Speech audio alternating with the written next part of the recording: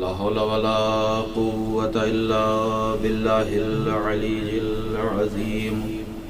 أعوذ بالله من الشيطان اللعين الرجيم. بسم الله الرحمن الرحيم. الحمد لله الذي اسمه دواء وذكره شفاء وطاعته غنى، الذي ولي المؤمنين وغاية أمال العارفين وغياث المستغيثين. ثم الصلاة والسلام على سيد الأنبياء والمرسلين وخير المبشرين والمنذرين، سيدنا ونبينا مولانا مولى الكونين جد الحسن والحسين أبي القاسم محمد. اللهم صل على محمد. ثم الصلاة والسلام على أهل بيته الطيبين الطاهرين المعصومين المظلومين، ولعنة الله على أعدائهم أجمعين من يومنا هذا إلى قيام يوم الدين. أما بعد، فقد قال سيدنا ومولانا وإمامنا جعفر الصادق عليه الصلاة والسلام في دين قبر الحسين الشفاء من كل بلاء. صلوات پڑھتے محمد وآل محمد. اللهم صل على محمد. عزیزان گرامی قدر، مومنین کرام، یہ حضرت امام جعفر صادق علیہ السلام کا مشہور و معروف جملہ، آپ کی مشہور و معروف حدیث کہ جسے آپ نے بیان فرمایا، اور اس حدیث کو جناب قولوی رحمۃ اللہ تعالی علیہ نے اپنی کتاب، معتبر کتاب، موثق کتاب کامل الزیارات میں نقل کیا. وہ کتاب کہ جس میں تمام معصومین علیہم السلام کے روزوں کی زیارت کے متعلق ایک مکمل کتاب تحریر کی گئی، اور تمام معصومین کے روزوں کی اور ذریعوں کی جو زیارت کے ثواب ہیں، ان تمام ثواب اور اجر کو اس کتاب میں بیان فرمایا. اسی کتاب میں یہ حدیث بھی نقل ہے کہ جس میں امام جعفر صادق علیہ السلام یہ بیان فرماتے ہیں کہ امام حسین علیہ السلام کی قبر کی جو مٹی ہے، اللہ نے اس مٹی میں شفا قرار دیا ہے. عزیزان گرامی، آپ دیکھیے تو ہمیں یہ معلوم ہوگا کہ یوں تو جتنی بھی دنیا میں زمین ہے، ہر زمین کی اپنی ایک خاص مٹی ہے. یہ الگ سی بات ہے کہ مٹی اور خاک کا جو ہے کلر الگ ہے، اس کے رنگ اور بو مختلف ہیں، لیکن مٹی تو مٹی ہے. لیکن اسے کیا کیجئے گا کہ اللہ نے جتنی بھی مخلوقات کو اس زمین پر یا زمین کے اوپر، آسمان کے اوپر پیدا کیا، تمام مخلوقات میں درجہ بندی ہے، تمام مخلوقات میں افضلیت اور مفضولیت کا مزاج پایا جاتا ہے. آپ دیکھیے کہ چاہے وہ انسان ہو، بعض انسان سے افضل ہوتے ہیں، بعض انسان سے مفضول ہوتے ہیں.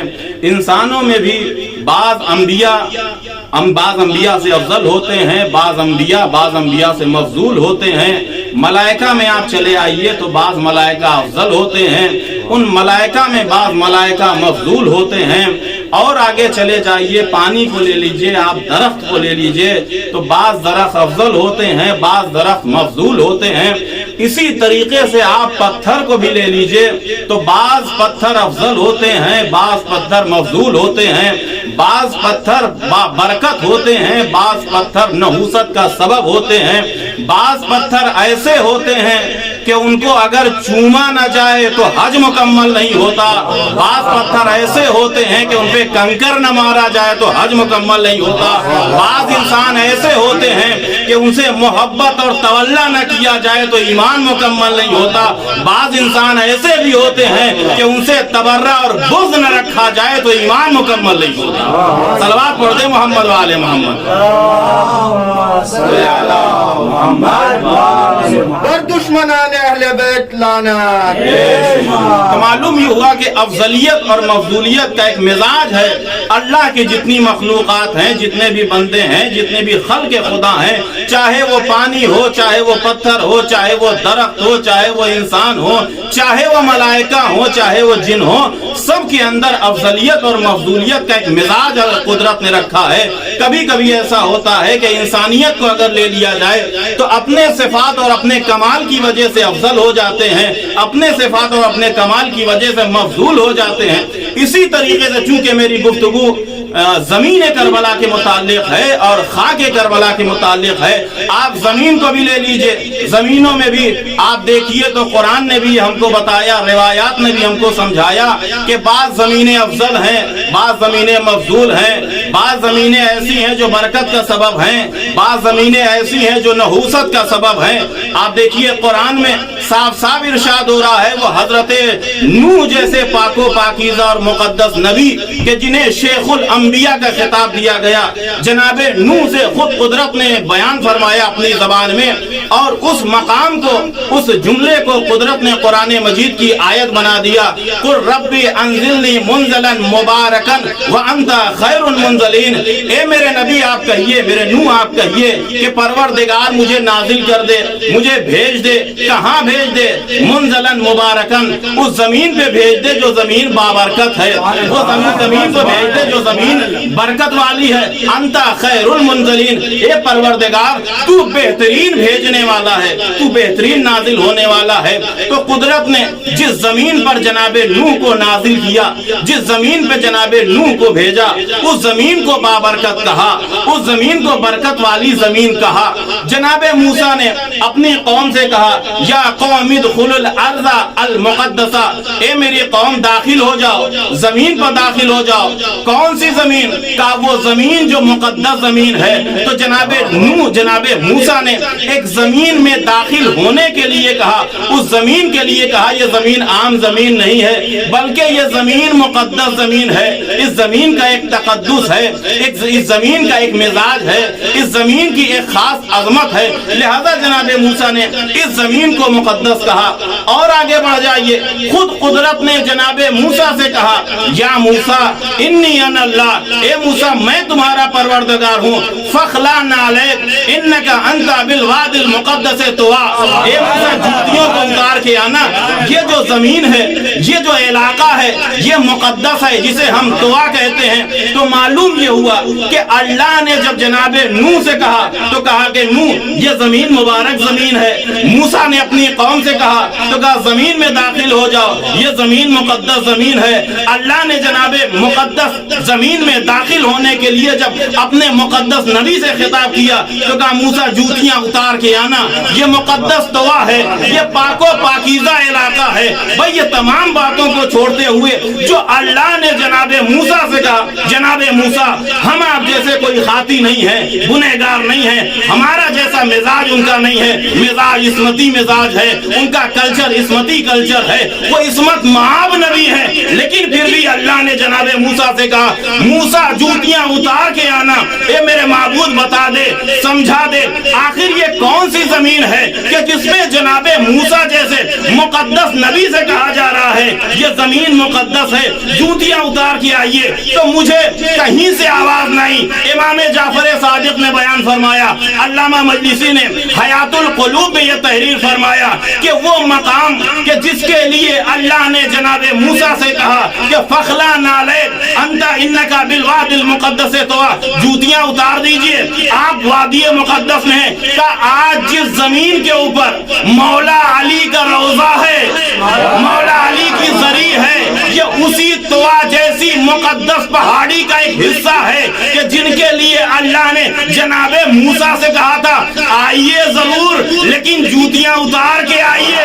اب مجھے کہنے دیجئے عزیزان گرامی کہ قرآن نے جس زمین کو وادی مقدس کہا ہے ہم اسی زمین کو نجف اشرف کہتے ہیں۔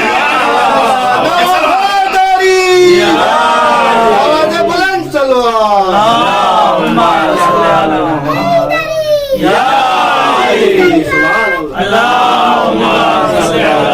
تو عزیزان گرامی دیکھا آپ نے انسانوں بھی افضلیت مفضولیت، فرشتوں میں بھی افضلیت مفضولیت، جناتوں میں بھی افضلیت مفضولیت، اور اس کے بعد زمینوں میں آپ آ جائیے تو ہر زمین برابر نہیں ہے۔ آپ اپنے ملک میں ایک رکعت نماز پڑھیے، ایک رکعت کا ثواب ملے گا، اپنے وطن میں ایک رکعت نماز پڑھیے، ایک رکعت کا ثواب ملے گا، لیکن اس وادی مقدس میں یعنی حرم امیر المومنین میں آ کے ایک رکعت نماز پڑھیے۔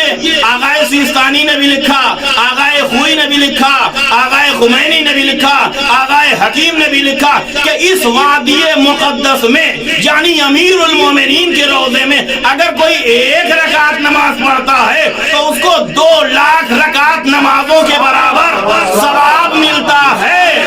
بھائی اب کوئی یہ نہ کہے کہ یہ کیسے ہو گیا کہ علی کے روضے پہ آ کے ایک رکعت نماز کا ثواب 2 رکعت مل گیا۔ یہ بھی تو دیکھیے روضہ کس کا ہے، مزار کس کا ہے، مرکز کس کا ہے؟ ارے جس کی ایک ضربت کا ثواب ثقلین کی عبادت سے بھاری ہے۔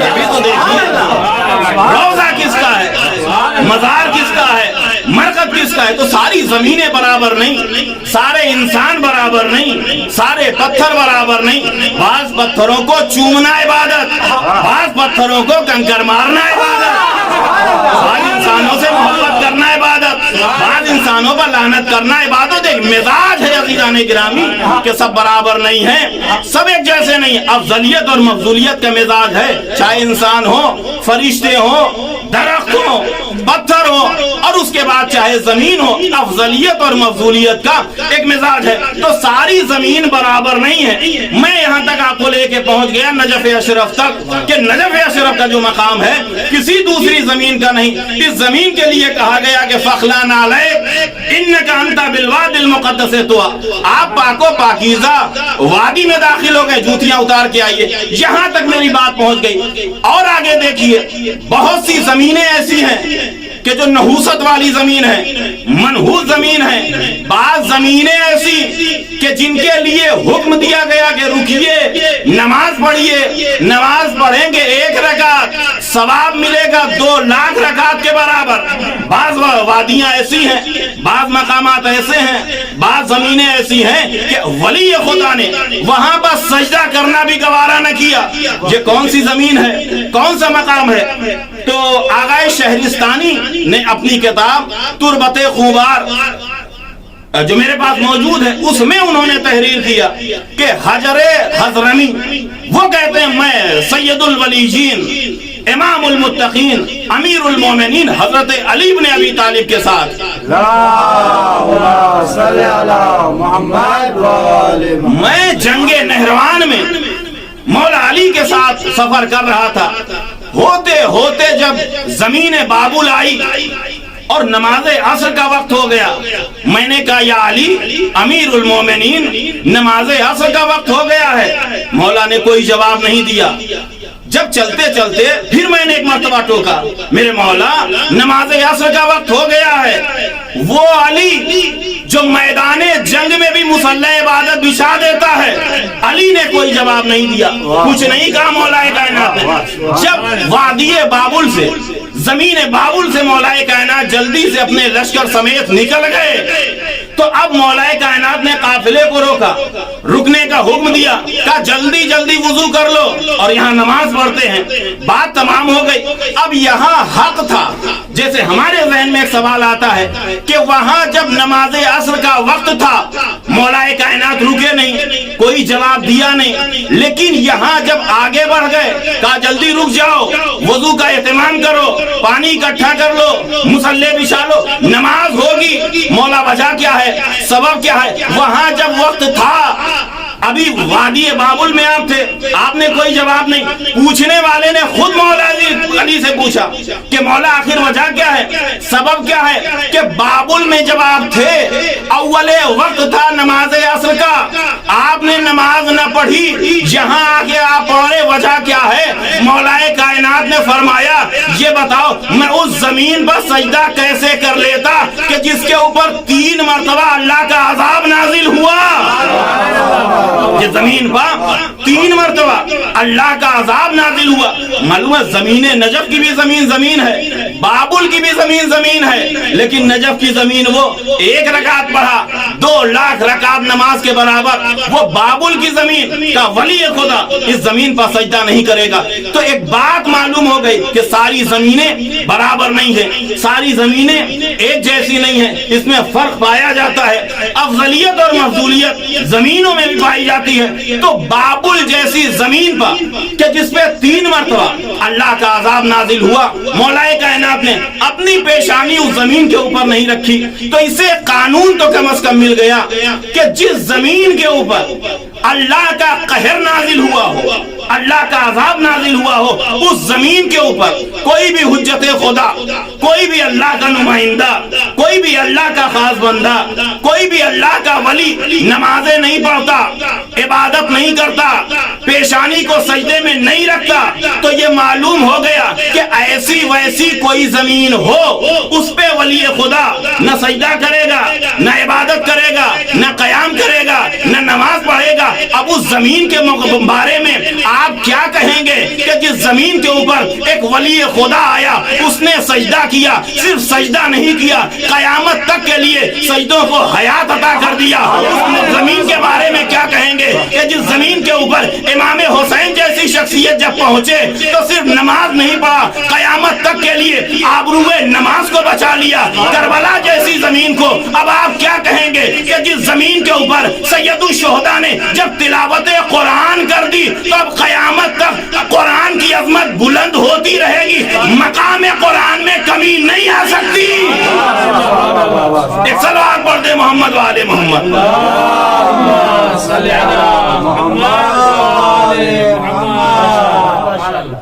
تو عزیزان گرامی, ساری زمینیں, سارے مقامات, سارے عرض کے خطے یہ برابر نہیں ہیں. کہا یہ کربلا معلّہ ہے کہ جس پہ سید الشہداء آئے, امام حسین آئے, عبادت کر رہے ہیں, نمازیں پڑھ رہے ہیں, سجدے کر رہے ہیں, تکبیر کر رہے ہیں. اس انداز میں سید الشہداء نے کربلا کو سجایا کہ روایت میں اسے جنت کا ایک حصہ کہا گیا, جنت کے باغوں میں سے ایک باغ کہا گیا.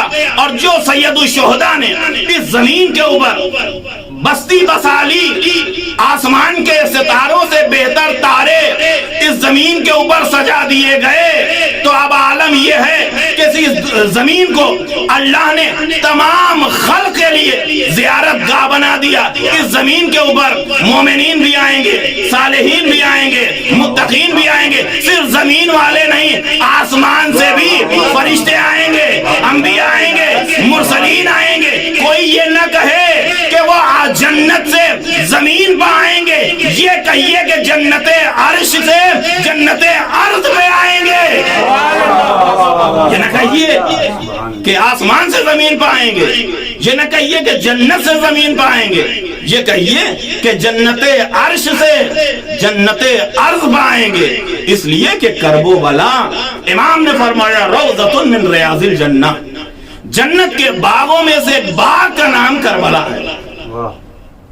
زمین کربلا کا کربلا یہ زمین کوئی معمولی زمین نہیں, ترعۃ من ترع الجنہ, جنت کے دروازوں میں سے ایک دروازہ کربلا ہے. جنت کے مقامات میں سے ایک عظیم مقام کربلا ہے.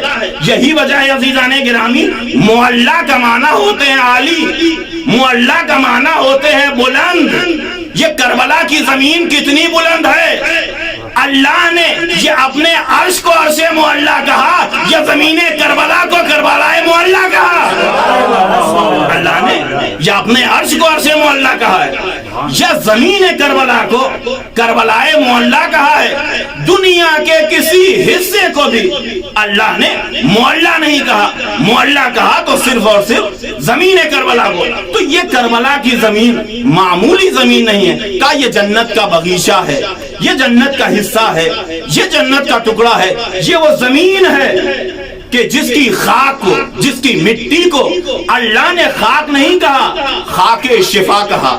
جس کی مٹی کو اللہ نے دوا کہا. اگر کوئی بیمار ہے خاک کربلا سے علاج کرے, اگر کوئی پریشان حال ہے خاک کربلا سے اپنی پریشانیوں کا علاج کرے. یہ ہے زمین کربلا. اور ایسا کیوں نہ ہو, اس لیے کہ سید الشہداء نے اس اللہ کا ذکر بچانے کے لیے, اس اللہ کا نام بچانے کے لیے اپنے خون سے کربلا کی مٹی کو سیراب کیا, اور خاک کربلا کی خاک اور اپنے خون میں غلطہ ہو کے سید الشہداء نے اللہ کے نام کو بچایا, اللہ کے دین کو بچایا, اللہ کے ذکر کو بچایا. تو وہ اللہ اسمہ دواء و ذکرہ شفا, وہ اللہ کے جس کا نام دوا ہے, کہ جس کا ذکر شفا ہے, جب سید الشہداء نے اس کے نام اور ذکر کو بچانے کے لیے اتنی عظیم قربانی دی, تو اللہ نے بھی احسان کا بدلہ یہ دیا کہ حسین کے نام کو دوا بنا دیا, حسین کی خاک کو خاک شفا بنا دیا. اللہ نے بھی سید الشہداء کو یہ انعام دیا اس ذات نے کہ اسمہ دواء و ذکرہ شفا, کہ جس کا نام دوا ہے اور جس خدا کا نام ذکر, اسمہ دواء و ذکرہ شفا, اسم دوا ہے, ذکر شفا ہے. اب حسین کا نام دوا ہے, حسین کی خاک خاک شفا ہے. عزیزان گرامی آپ دیکھیے, عموماً جب اس طریقے کی باتیں ہم اپنی مجلسوں میں, اپنے بیانات میں, اپنے کلام میں, اپنے جلسوں میں, اپنے فرش عزا کے اوپر, اپنے منبر کے اوپر ایسی باتیں ذکر کرتے ہیں کہ اللہ نے امام حسین کی خاک کو خاک شفا قرار دیا. اب اگر کوئی بیمار خاک شفا کو استعمال کرے تو کیا بیمار کو بیماری سے نجات مل جائے گی, بیمار کو اس کے مرض سے شفا مل جائے گی؟ تو کیا یہ جناب بات سمجھ میں نہیں آتی؟ مٹی کیسے شفا بن سکتی ہے, خاک شفا کیسے بن سکتی ہے, دوا اس میں کیسے علاج کیسے ہو سکتا ہے؟ تو عزیزان گرامی مسئلہ یہ ہے کہ دنیا نے اہل بیت علیہ السلام کے اوپر ذرا سے ہم نے فضائل پڑھے, باتیں نہیں سمجھ میں آتی. حالانکہ ہمارے عموماً جو ہم فضائل بیان کرتے ہیں یہ ہماری بھی کتابوں میں ہوتے ہیں, غیروں کی بھی کتابوں میں فضائل, یہ مناقب موجود ہوتے ہیں. اب ایک بات, یہ خاک کربلا خاک شفا کیسے ہے, ذرا توجہ سے سنیے گا. وہابیت کا تنقیدی جائزہ, اس میں نجم الدین طبسی رحمت اللہ علیہ نے ایک روایت نقل کی کہ پیغمبر, انس بن مالک نے بیان کیا کہ جب پیغمبر اسلام کی ریش مبارک کو کترا جاتا تھا, تزیین ہوتی تھی, یا پیغمبر اسلام کے زلفوں کو کاٹا جاتا تھا, تو وہ زلفوں کے بال اور وہ داڑھی کے بال زمین پر نہیں گرنے پاتے تھے. جو اصحاب پیغمبر اسلام ہوتے تھے وہ جلدی سے بڑھ کے نبی کے بالوں کو اپنے دامن میں لے لیتے تھے. کیوں؟ اس لیے کہ اس سے تبرک حاصل کیا جائے. یہ نبی کے بال بابرکت ہیں. بات یہ, اب یہ نبی کی زندگی کا عالم تھا. نبی خدا کی زندگی کے بعد, آپ کی ظاہری وفات کے بعد, وہی یہ تحریر کرتے ہیں کہ جناب ام سلمہ, جو ام المومنین کا خطاب جن کا ہے, جناب ام سلمہ کے پاس چند ایک بال تھے, نبی کی داڑھیوں کے بال, نبی کی زلفوں کے بال. اور جب بھی کوئی بیمار, کوئی مریض جناب ام سلمہ کے پاس آتا تھا, جناب ام سلمہ چند بال نکالتی تھی, پیالے میں ڈالتی تھی اور پھر نکال لیتی تھی. مریض کو وہ پیالہ دیا جاتا تھا, مریض پانی پیتا تھا, اسے شفا مل جاتی تھی, بیماری دور ہو جاتی تھی, مرض دور ہو جاتا تھا. مجھے ہرگز اس پہ شک نہیں ہے, مکمل یقین ہے کہ نبی کا بال اگر کسی پیالے میں ڈال دیا جائے تو شفا مل جائے گی. لیکن مسلمانوں یاد رکھنا کہ اگر نبی کا بال پانی کو آب شفا بنا سکتا ہے تو نبی کی آل خاک کو خاک شفا بنا سکتی ہے. نبی کا بال, تو اگر نبی کا بال پانی کو آب شفا بنا سکتا ہے تو نبی کی آل خاک کو خاک شفا بنا سکتی ہے. اس لیے کہ یہ خون نبی کا خون ہے, یہ ہڈیاں نبی کی ہڈیاں ہیں, یہ بیٹے نبی کے بیٹے ہیں, یہ نبی کی آنکھوں کے نور ہیں. لہذا یہاں پہ کسی طریقے کی کوئی شک و شبہ کی گنجائش نہیں ہے. دوسری بات, یہ بھی غالباً اسی کتاب میں ہے. میں اپنی بات کو سمجھانا چاہتا ہوں کہ مٹی شفا کا سبب کیسے بن رہی ہے. جناب حذیفہ یمانی ان کا یہ طریقہ تھا کہ جناب حذیفہ کے پاس ایک تھیلی تھی. کوئی بھی مریض آتا تھا اس تھیلی کو مس کر دیتے تھے, مریض کو شفا مل جاتی تھی, بیمار صحت یاب ہو جاتا تھا. اب اگر ہم خاکے کربلا کسی کو پلا دیں اور کہہ دیں اسے شفا مل گئی تو لوگ مذاق اڑائیں گے, مٹی سے کیسے شفا. آپ دیکھیے یہ نبی کے صحابی ہیں, نبی کی ظاہری حیات میں زندگی گزارنے والے ہیں, محترم صحابی. ان کے پاس ایک تھیلی ہے, اہل سنت کے برادران نے نقل کیا, وہیں سے میں پڑھ رہا ہوں. نبی کے پاس ایک تھیلی ہے, حذیفہ کے پاس ایک تھیلی ہے. کوئی مریض آیا, بیمار آیا, پریشان حال آیا, اس کے جسم سے مس کر دیا, ادھر مس کیا, مرض دور ہو گیا, بیماری دور ہو گئی. جب یہ خبر پیغمبر اسلام تک پہنچی کہ حذیفہ اس طریقے سے علاج کر رہے ہیں, نبی نے حذیفہ کو بلایا, کہا حذیفہ یہ بتاؤ کون سی چیز تمہارے پاس ہے کہ تم مریضوں کو علاج کرتے ہو, ان کی بیماریاں دور کرتے ہو.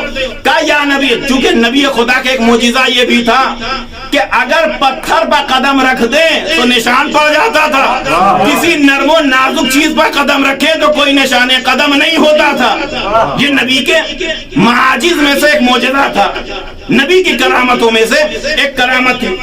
جب حذیفہ یمانی کو بلایا, کہا حذیفہ تمہارے پاس اس پڑیے میں کیا ہے, کیا ہے تمہارے پاس, تم مریضوں کو علاج کرتے ہو. کہا یا نبی اللہ, میں ایک مرتبہ آپ کے ساتھ تھا, آپ ایک وادی میں پہنچے, وہاں ایک سخت پتھر تھا, جیسے پتھر پر آپ نے قدم رکھے, پتھر پر آپ کے قدم کے نشان پڑ گئے. میں نے پتھر کو اٹھا لیا, پوٹلی میں رکھ لیا. اب جب بھی کسی مریض کو میں مس کر دیتا ہوں, مریض کو شفا مل جاتی ہے. یہاں بھی یہی کہوں گا, مجھے شک نہیں ہے کہ نبی کے قدم سے مس ہونے والا پتھر کسی کو شفا دے دے, لیکن بس شکوہ یہی ہے کہ اگر نبی کے قدم کسی پتھر سے مس ہو جائیں تو وہ پتھر شفا کے قابل ہو سکتا ہے. اس کے بارے میں کیا کہیں گے کہ جس کے قدم کبھی دوش نبی پر تھے, کبھی آغوش نبی میں تھے.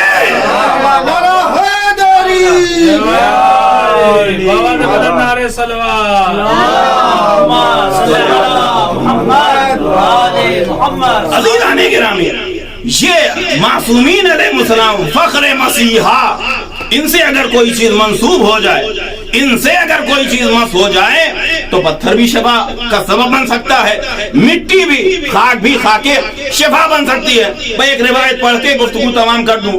شیخ توسی علیہ الرحمہ نے اپنی کتاب اعمالیہ توسی میں ذکر کیا کہ حسین ابن محمد نامی ایک شخص, وہ کہتے ہیں کہ ہمارے والد مسجد مدینہ میں بیٹھے ہوئے تھے کہ دو مسافرین آئے کہ جن کے چہرے سے لگ رہا تھا کہ یہ سفر کر کے آ رہے ہیں, یہ مسافر ہیں.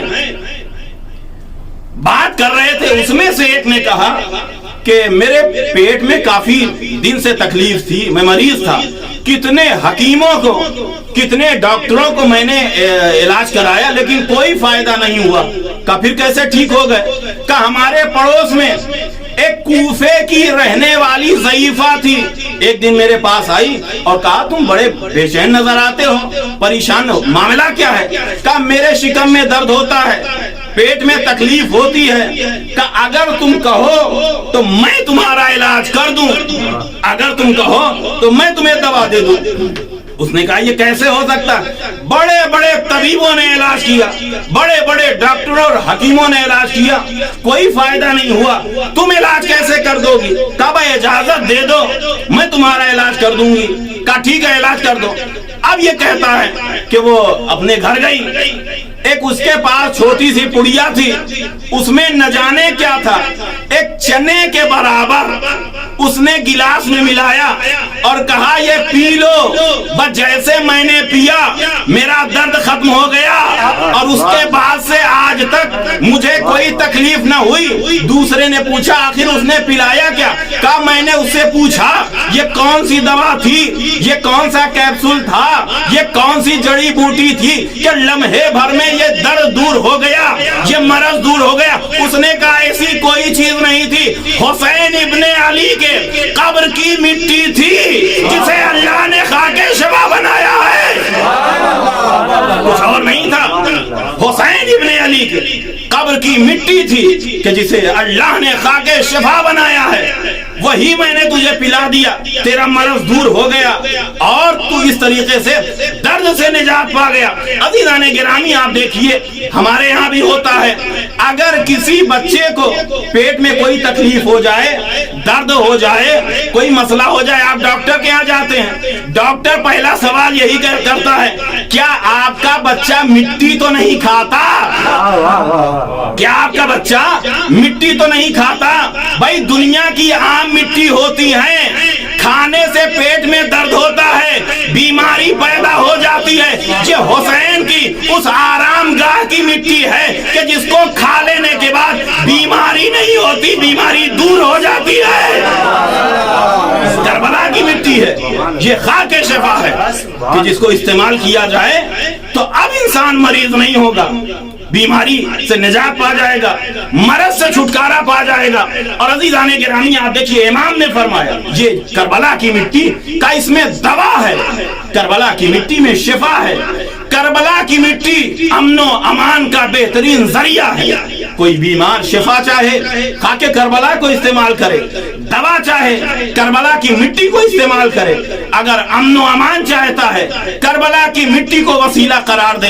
अज़ीज़ाने गिरामी, लोग परेशान हैं, भाई ये मिट्टी है, ये करबला सही, मुकद्दस मकाम सही, लेकिन जमीन का एक टुकड़ा है, ये कैसे हो सकता है कि कोई मिट्टी शिफा का सबब बन जाए, कोई मिट्टी दवा बन जाए, कोई जो है वो खाक अमनो अमान का सबब बन जाए? पर दुनिया वालों, तुम यहीं से समझ लो कि जब इनके दर की पाको पाकीज़ा खाक को नहीं समझ सकते तो इनकी इस्मत महब ज़ात को क्या समझोगे?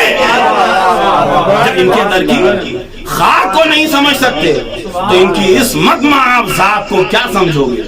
अगर ये किसी के सर के ऊपर हाथ रख दें तो यकीनन मरीज ना रहे, तंदुरुस्त हो जाए, सेहतयाब हो जाए, बीमारी से निजात पा जाए।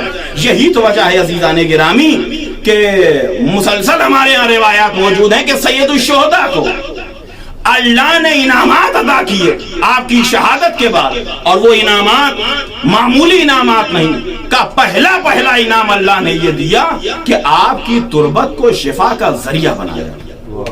दूसरा इनाम ये दिया, इजाबत दुआ तहता कुब्बते जाल शिफा फी तुरबते व इजाबत दुआ तहता कुब्बते। अगर कोई इमाम हुसैन के गुंबद के नीचे कब्र के नजदीक जाके दुआ करे तो अल्लाह उस दुआ को रद्द नहीं करता। तीसरी, वल आइम्मता मिन ज़ुर्रियते, और अल्लाह ने इमाम हुसैन की ज़ुर्रियत से इमामत को जारी रखा। अब जब तक आसमान के ऊपर आफताबो महताब चमकते रहेंगे उस वक्त तक नस्ल इमाम हुसैन में इमामत जारी रहेगी, उस वक्त तक नस्ल इमाम हुसैन में सिलसिले इमामत जारी और सारी रहेगा। तो अल्लाह ने सैयदुश्शुहदा की मिट्टी को, आपकी तुरबत को शिफा करार दिया, बीमारियों से निजात का जरिया करार दिया। और अज़ीज़ाने गिरामी, ये कोई मिट्टी आम मिट्टी नहीं, इस मिट्टी के फज़ाइल इमाम हुसैन से पहले भी पढ़े गए, इसलिए कि ये जमीन इमाम हुसैन से मंसूब है। यही वजह है अपने यहाँ तो मुसलसल रिवायात मौजूद हैं, अहले सुन्नत के यहाँ भी। अभी उमूमन मुहर्रम के अय्याम में बहुत से अहले सुन्नत ने अपनी तकरीरों में इस चीज़ को बयान किया कि जनाब उम्मे सलमा ये कहती हैं कि मैंने एक दिन देखा, क्या देखा कि हुजरे में पैगंबर इस्लाम बैठे हुए हैं और आपकी आगोश में आपके फर्जंद हजरत इमाम हुसैन हैं, लेकिन आलम यह है कि नबी खुदा इमाम हुसैन के गुलूए मुबारक को बोसा दे दे के मुसलसल गिरिया कर रहे हैं, रो रहे हैं, आंसू बहा रहे हैं। जनाब उम्मे सलमा परेशान हो गई, तड़प गई, कहा या रसूल अल्लाह, इसके पहले मैंने आपको रोते देखा लेकिन इस तरीके से आपको रोते नहीं देखा, इस तरीके से गिरिया करते नहीं देखा। पैगंबर इस्लाम ने कहा ए उम्मे सलमा बात ऐसी है कि जमीन और आसमान इसके ऊपर गिरिया करे तो कम है। कहा या रसूल अल्लाह क्या मतलब? कहा उम्मे सलमा मतलब ये है, ये जो मेरी आंखों का नूर, ये जो मेरे दिल का टुकड़ा हुसैन है, करबला के मैदान में इसको 3 दिन का भूखा प्यासा ज़िबा कर दिया जाएगा, इसको कत्ल कर दिया जाएगा उम्मे सलमा। और ए उम्मे सलमा ये मिट्टी है, ये खाक है, ज़मीने करबला की मिट्टी है, ये करबला की खाक है जो जिब्रील अभी लेके आए हैं। उम्मे सलमा इसको अपने पास रख लो। ए उम्मे सलमा जब तक ये मिट्टी मिट्टी रहे समझ लेना मेरा हुसैन सलामत है, लेकिन जिस दिन ये करबला की मिट्टी खून उगलने लगे तो समझ लेना मेरा हुसैन ज़िबा कर दिया गया, समझ लेना मेरा हुसैन शहीद कर दिया गया। जनाबे उम्मे सलमा ने भी गिरिया किया, पैगंबर इस्लाम भी रोए। अजीजों होते होते वो वक्त आया कि जब तमाम पंजतन का खात्मा हो गया, सिर्फ इमाम हुसैन बचे और 28 रजब को ये काफिला निकलने लगा।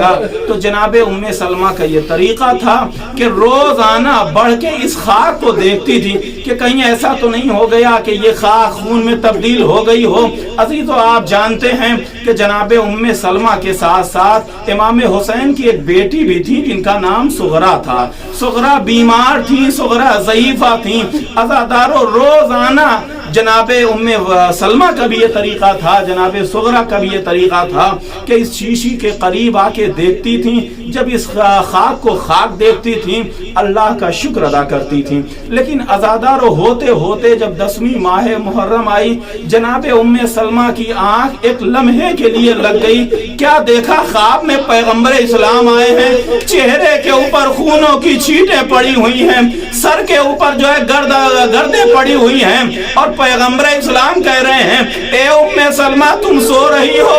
अरे करबला में मेरा भरा घर उजड़ गया, ए उम्मे सलमा मेरा लाल हुसैन ज़िबा कर दिया गया, मेरा बेटा मार डाला गया। जैसे ही जनाबे उम्मे सलमा ने ये सुना जल्दी से दौड़ के उस शीशी के करीब आई। क्या देखा?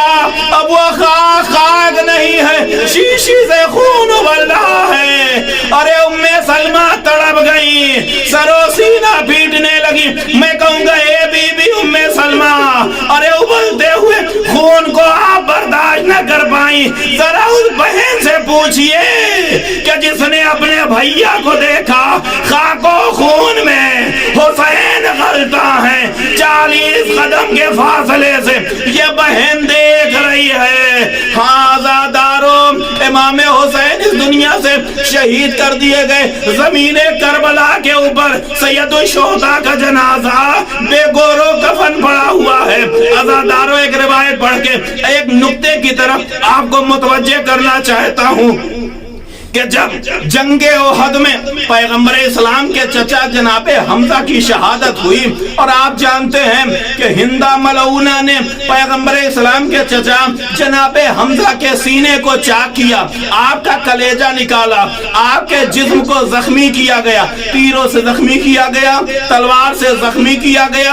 अज़ादारों जब जनाबे हमजा शहीद हो गए और किसी ने जनाबे सफिया को यह खबर दी, जनाबे सफिया जनाबे हमजा की बहन है, जब जनाबे सफिया को मालूम हुआ कि उनके भाई को इस बेदर्दी के साथ ज़िबा किया गया, शहीद किया गया, तो बेताबाना वो दौड़ती हुई मैदान ओहद की तरफ चल पड़ी। पैगंबर इस्लाम ने कहा कि सफिया को रोक दो, इसलिए कि भाई का जनाजा इस काबिल नहीं है कि बहन देख सके। लोगों ने कहा या रसूल अल्लाह सफिया नहीं रुक रही हैं। अरे पैगंबर इस्लाम जल्दी से जनाबे हमजा के लाशे के करीब आए। बाज रिवायात में यह है कि खसो खाशाक से जनाबे हमजा का लाशा ढक दिया गया। बाज रिवायत में यह है कि पैगंबर इस्लाम ने अपनी चादर को उतारा, लाशे हमजा को ढाक दिया। अरे ये लाशे हमजा इस काबिल नहीं है कि सफिया देख सके। मैं कहूँगा या रसूल अल्लाह, अरे हमजा की लाश पे आपने चादर दे ढाक दिया, सफिया न देख सकी। हाय करबला में ज़ैनब के दिल से पूछिए, हुसैन का लाशा बेगोरो कफन पड़ा है। अरे जनाबे ज़ैनब को जब मक्तल से गुजारा गया, जैसे जनाबे अब्बास मुंह के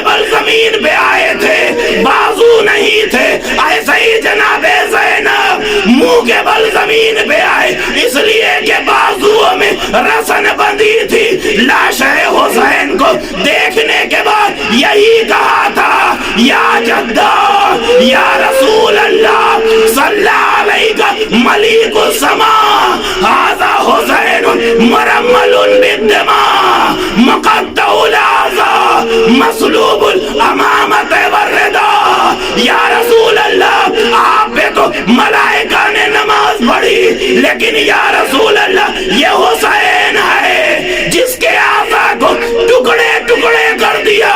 یا رسول اللہ یہ آپ کا نمازہ ہے جس کی عبا کو بھی چھین لیا گیا، جس کے سر سے امامے کو بھی چھین لیا گیا، نہ کوئی غسل دینے والا ہے، نہ کوئی کفن پہنانے والا ہے۔